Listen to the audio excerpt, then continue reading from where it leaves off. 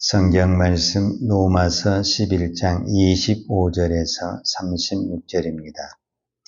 형제들아, 너희가 스스로 지혜 있다면서 이 신비를 너희가 모르기를 내가 원하지 아니하노니, 이 신비는 이방인의 충만한 수가 들어오기까지 이스라엘의 덜어는 우둔하게 된 것이라.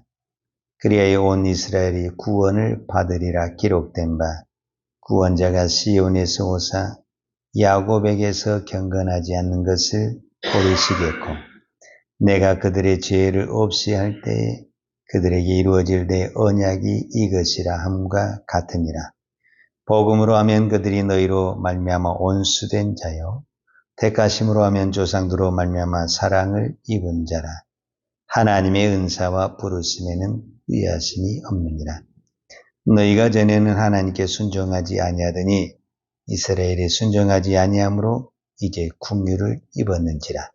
이와 같이 이 사람들이 순종하지 아니하니 이는 너희에게 베푸시는 긍휼로 이제 그들도 긍휼을 얻게 하려 하심이라. 하나님이 모든 사람을 순종하지 아니하는 가운데 가두어 두심은 모든 사람에게 긍휼을 베풀려 하심이로다. 깊도다 하나님의 지혜와 지식의 풍성하며 그의 판단은 헤아리지 못할 것이며 그의 길은 찾지 못할 것이로다.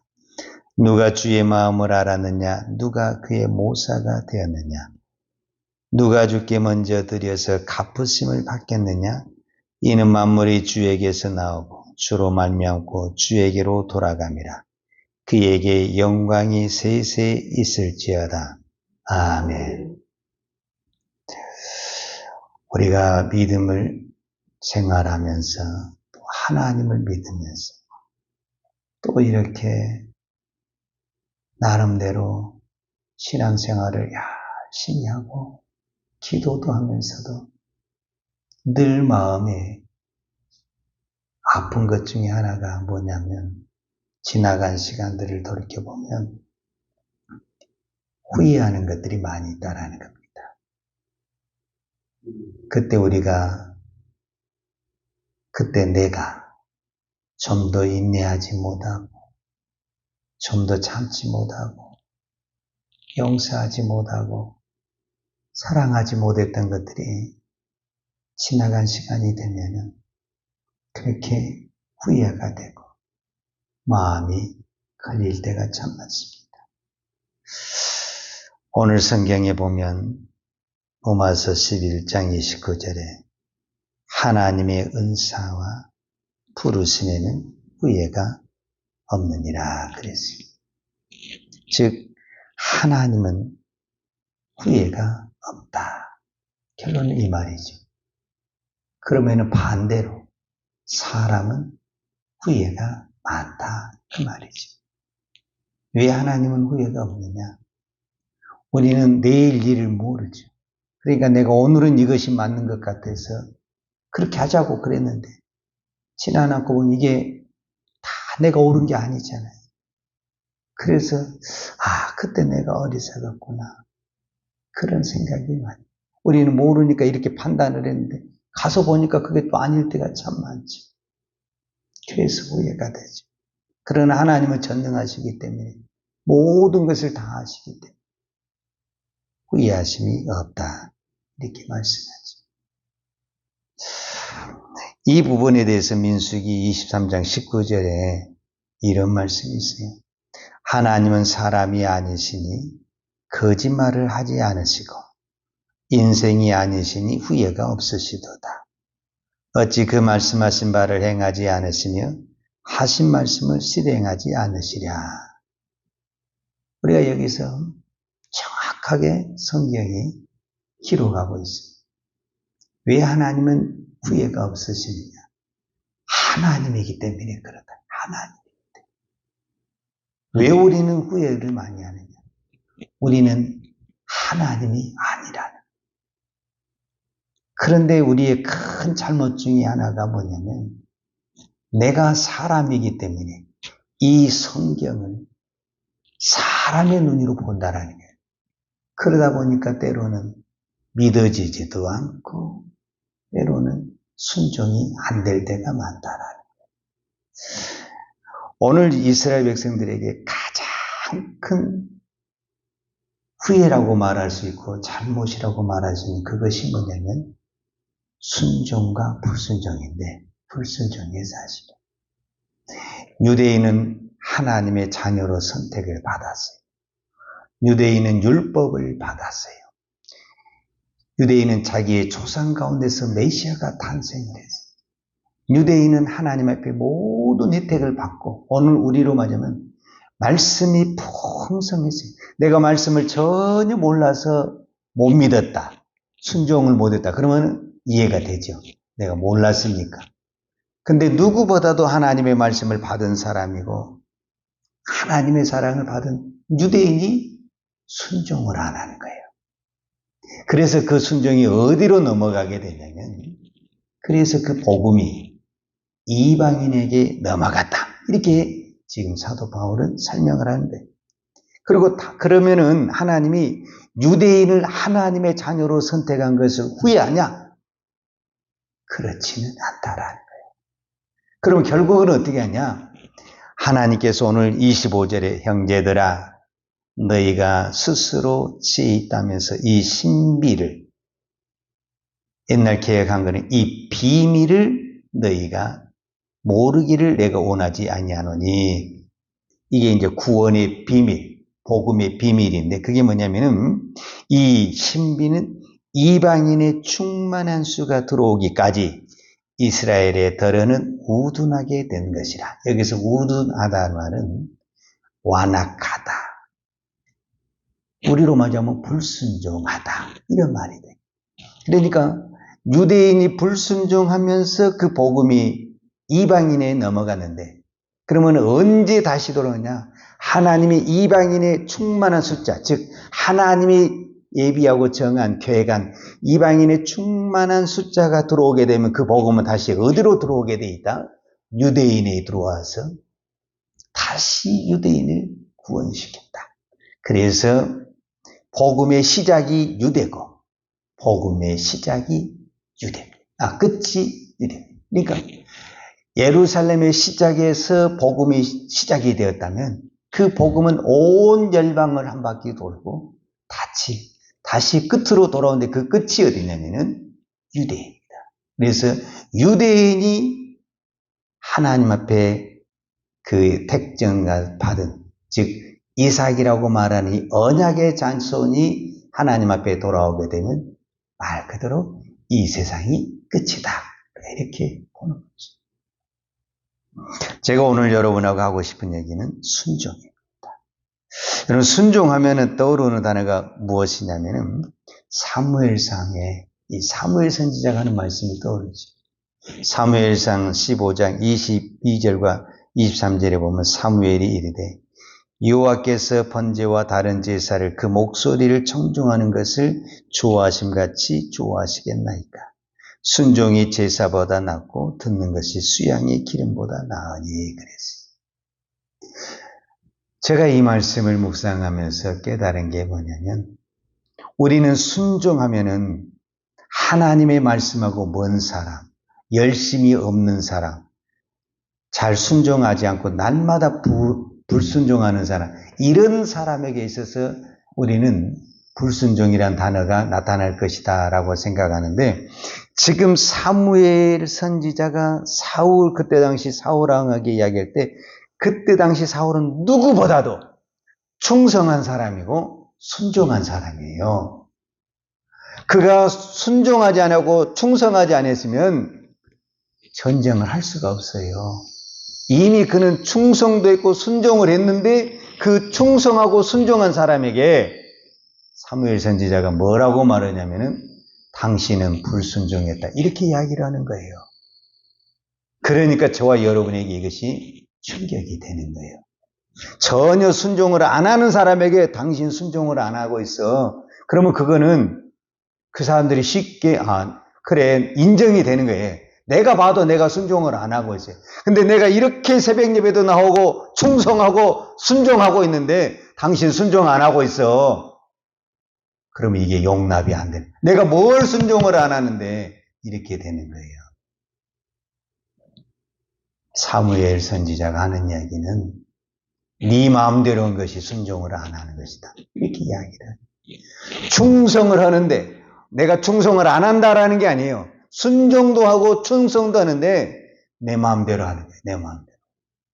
이게 이 시대의 가장 위험한 충성이고 순종이에요. 그거는 나는 열심히 충성하고 나는 열심히 순종했죠. 근데 하나님은 너 불순종했어. 그렇게 이야기를 하는 거예요. 이게 얼마나 무서운가. 순종은 믿음하고 같이 가는 것입니다. 믿음이 따로 있고 순종이 따로 있는 것이 아닙니다. 왜 우리가 말씀을 안 믿어지느냐? 100% 순종을 안 해서 안 믿어집니다. 순종하면 그거 믿어집니다. 대부분이 나는 그 말은 무슨 말이냐? 난 순종을 안 했다. 그 말에 순종을 안 한 사람은 안 믿어지고 이해가 안 됩니다. 근데 100% 믿어지는 사람은 어떤 사람이냐? 내가 순종해 봤거든. 순종해 본 사람은 절대 그렇게 하지 않습니다. 그러니까 순종을 안 한 사람이 뭐라고 말하냐? 이해가 안 된다. 안 믿어진다. 이런 이야기를 하는 거예요. 믿음과 순종은 같이 가는 겁니다. 내가 순종을 했는데 안 믿어진다. 그럴 수가 없습니다. 내가 믿은데 순종이 안 된다. 그럴 수가 없습니다. 믿으면 순종이 나와야 되는 것입니다. 근데 우리는 믿음과 순종을 따로따로 생각하고 있기 때문에 나는 다 믿는다 그 말이에요. 근데 순종은 안 된다. 이건 안 믿는다라는 것을 본인이 말을 하고 있는 것입니다. 이 시대의 또 하나의 비극이 뭡니까? 지금 유대인의 현상이 그대로는 이 시대가 하나님의 말씀이 쏟아지고 있습니다. 그래서 너도 나도 말씀을 들어야 된다. 말씀을 배워야 된다. 말씀을 묵상해야 된다. 다 그러고 있습니다. 근데 그렇게 말씀이 쏟아지고 있고 그 말씀 속에서 우리가 은혜도 받고 있고 그 말씀 속에서 우리가 살고 있는데 순종이 보이지가 않습니다. 그러면 그 말씀은 나하고 아무런 관계가 없습니다. 순종한 것이 내 말씀이 되는 것입니다. 우리가 흔히 쓰는 말대로 아무리 내가 은행에 돈 있고 호주머니에 돈 쓰는 것이 내 돈이라는 것처럼 이 성경에 수많은 하나님의 말씀이 있어도 순종하지 않는 것은 나하고 아무 의미가 없습니다. 순종이 이루어질 때 그것이 진정한 나의 말씀이 되고 나의 믿음이 되고 내 신앙이 되는 것입니다. 그래서 이 시대에 그렇게 하나님의 말씀이 쏟아지지만 믿음의 사람을 찾기가 어렵습니다. 그게 왜 그러느냐? 순종이 안 따라주기 때문에 그렇습니다. 순종은 어려운 것이 아닙니다. 맨 처음에 이 세상의 죄가 어디에서 들어왔냐? 순종과 불순종에서 들어왔습니다. 그런데 그 순종이 대단히 어려운 거냐? 아니라니까요. 아주 간단한 거예요. 이거 하나 먹지 마라. 여러분 그게 무슨 대단한 일입니까? 그거 하나 안 먹은다고 해서 우리의 생명의 위장이 있습니까? 사는데 불편합니까? 아니면 뭐 하는데 어려움이 있습니까? 전혀 불편함이 없어요. 어쩌면은요, 그거 안 먹고도 아담과 하와는 너무너무 잘 살고 있었어요. 그런데 어느 날 마귀에게 꼬임을 받고 자기들이 욕심이 생겨서 먹어가지고 인생이 꼬이기 시작하고 뒤틀리기 시작한 거예요, 사실은. 그러니까 오늘 저와 여러분이 우리가 이 성경의 흐름을 우리가 봤을 때 맨 처음에 죄가 순종과 불순종이고 그 다음에 이스라엘 백성들이 광야에서도 가나안 땅에 들어가느냐 못 들어가느냐가 다른 이유가 있는 것이 아니라 순종과 불순종이고 유대인들이 구원을 받느냐 못 받느냐 그것도 순종과 불순종이고 그러니까 계속 이 흐름이라는 것이 결국은 이 신앙의 흐름이 무엇으로 판가름이 나고 있냐면은 순종과 불순종으로 판가름이 나고 그 사람이 무엇을 했다 무슨 업적을 했다 그것으로 신앙이 평가가 되는 것이 아니라 순종을 했느냐 안 했느냐 그것으로 평가가 되는 거예요. 근데 지금 이 시대는 순종과 불순종은 전혀 저 밑바닥에 가버리고 그 사람이 무슨 위대한 일을 했다 무엇을 큰 일을 했다 우리는 이거 업적을 가지고 그 사람의 믿음을 평가하려고 그러는데 하나님은 단 한 번도 그것을 가지고 평가하지 않았다라는 거예요. 무엇을 가지고 평가했냐? 간단한 이 순종과 불순종으로 우리의 믿음을 평가하고 구원의 문제를 무엇으로 결정을 했느냐? 이 순종과 불순종으로 결정을 했고, 이스라엘 백성들이 가나안에 간 것을 무엇으로 결정을 했느냐? 순종과 불순종으로 결정을 했다라는 거예요. 그러면은 이제 답이 나오죠. 마지막에 심판도 시작이 순종과 불순종이었기 때문에 마지막에 심판도 결국은 무엇으로 결론이 되느냐? 무엇으로 심판을 하느냐? 순종과 불순종으로 심판이 이루어진다라는 것을 볼 수가 있습니다.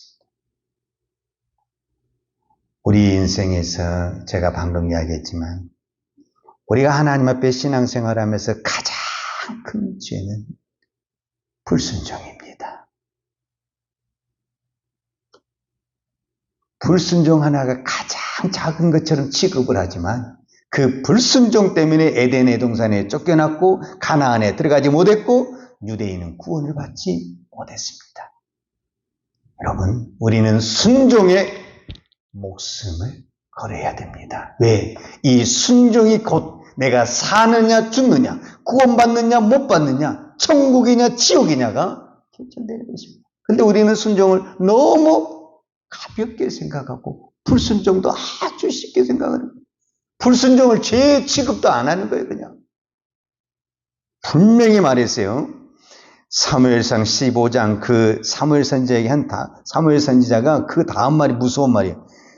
23절에 이를 거여가는 것은 점치는 죄와 같고, 그러니까 불순종이 무슨 죄와 같냐 했을 때 점치는 죄와 같고 완고한 것은 사신 우상에게 절하는 죄와 같다. 그러니까 이 불순종이라는 것이 뭐냐면은 점치는 죄와 같고 우상에게 절하는 것과 같다, 이렇게 표현을 했단 말이에요. 그러니까 이 불순종이라는 것이 얼마나 큰 죄라는 것을 우리가 알아야 돼요. 근데 우리는 이거를 너무 가볍게 생각합니다.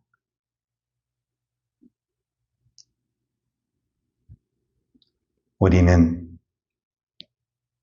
지나간 시간을 돌이킬 수는 없어요. 이미 지나간 걸 내가 어떻게 돌이키겠습니까? 이제 남은 인생은 우리 어디에다 목숨을 걸어야 되냐면 순종의 목숨을 걸어야 됩니다. 순종하면 하나님의 모든 축복이 그 안에 다 들어있습니다. 구원이 들어있습니다. 가나안이 들어있습니다. 기도의 응답도 순종에서 나오는 것입니다.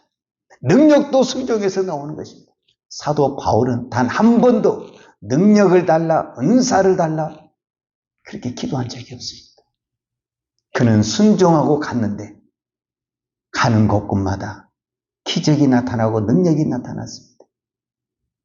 그것은 사도 바울에게 능력이 있는 것이 아니라 사도 바울이 전한 그 복음의 능력이 있었기 때문에 하나님이 전하라는 그곳에 가서 전하기만 했을 때 그곳에 병든 자가 있으면 치료함을 받았고, 귀신 들린 자가 있으면 귀신이 떠나갔고, 죽은 자가 있으면 살아나는 하나님의 역사가 나타났습니다. 저와 여러분이 명심하고 또 명심해야 될 것은 내 인생에 남은 것은 순종에 걸어야 됩니다. 그것만이 우리가 살 길입니다. 기도하겠습니다. 하나님 아버지 감사합니다. 오늘 또 우리가 이 새벽에 기도할 수 있는 것 하나님의 은혜요, 하나님의 축복임을 믿습니다. 우리가 기도하기 때문에, 우리가 열심히 있기 때문에 우리가 순종하는 것으로 착각하지 않게 하시고, 우리가 이럴수록 더 하나님의 말씀에 내 자신을 죽이고 온전히 말씀에 순종하는 순종의 종이 되게 하여 주옵소서. 하나님의 말씀을 듣는 것으로 만족하지 않게 하시고 하나님의 말씀이 순종으로 나타날 때 그 말씀이 기적이 되고 능력이 되고 권세가 될 줄로 믿습니다. 이 땅에 얼마나 하나님의 말씀이 쏟아집니까? 날마다 하나님의 말씀이 쏟아지고 있습니다.